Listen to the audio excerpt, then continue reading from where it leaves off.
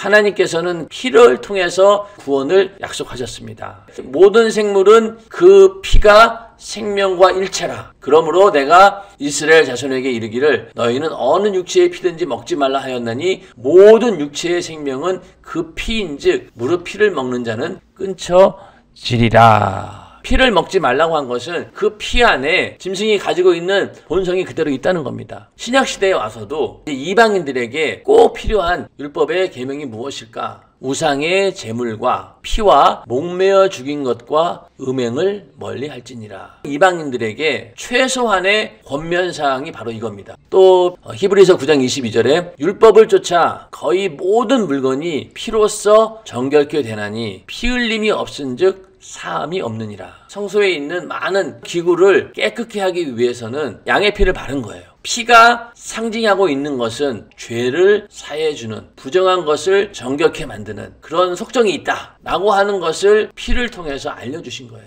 구약시대에 있는 모든 제사가 짐승의 피를 가지고 나오는 것이 이 피를 통해서 죄를 용서받을 수 있다라고 하는 하나님의 약속 때문에 그런 것이죠.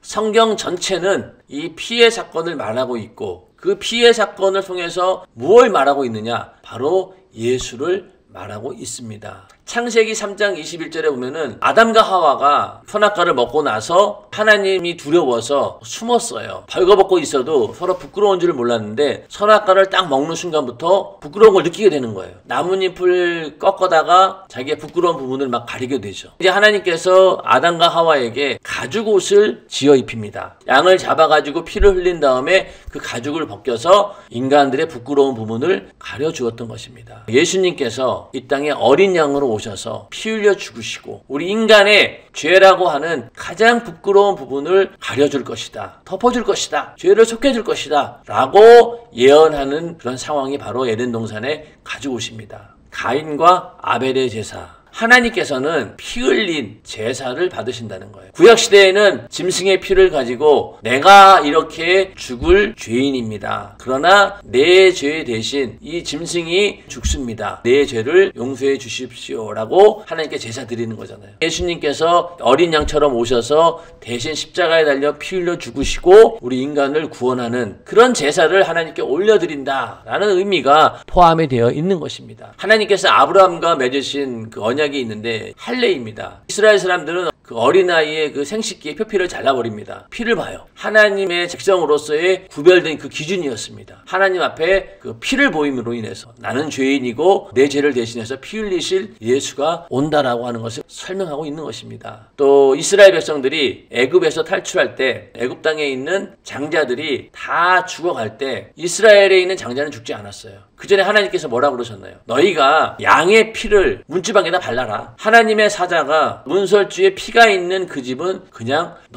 넘어가겠다라고 약속해 주신 겁니다. 그 모든 죽음과 저주를 넘어간다라고 해서 유월절이라고 합니다. 패스오버. 그리고 이스라엘에 있는 모든 제사 가운데 피가 있다는 것. 구약의 번제, 제사들이 전부 다 뭘 얘기하고 있느냐? 예수님께서 십자가에 달려 피 흘려 죽으시고 우리를 구원해 줄 것을 상징하고 있다. 그러면서 마지막 선지자인 침례 요한이 예수님을 보고 뭐라고 얘기합니까? 보라, 세상 죄를 지고 가는 하나님의 어린 양이다 라고 고백합니다. 오랫동안 여러 부분과 여러 모양으로 소개했던 그분이 바로 누굽니까? 예수 그리스도이시다.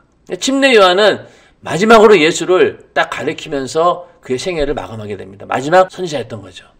에베소서 5장 2절에 보면은 그는 우리를 위하여 자신을 버리사 향기로운 제물과 생축으로 하나님께 드리셨느니라. 그리고 베드로전서 1장 18, 19절에 너희가 알거니와 너희 조상의 유전한 망령된 행실에서 구속된 것은 은이나 금같이 없어질 것으로 한 것이 아니요 오직 흠없고 점없는 어린 양 같은 그리스도의 보배로운 피로 한 것이니라. 어린 양이라고 하는 얘기는 바로 죽으러 오신 예수를 말하는 겁니다. 요한계시록 5장 13절에 보면은요, 보좌에 앉으신 이와 어린 양에게 찬송과 존귀와 영광과 능력을 세세토록 돌릴지어다. 천국에 가서도 오직 우리의 찬양의 제목이 무엇이냐? 어린 양처럼 피 흘려 죽기 위해 오셔서 우리를 위해 제물 되신 하나님의 아들 예수 그리스도가 우리 찬양의 제목이라는 겁니다.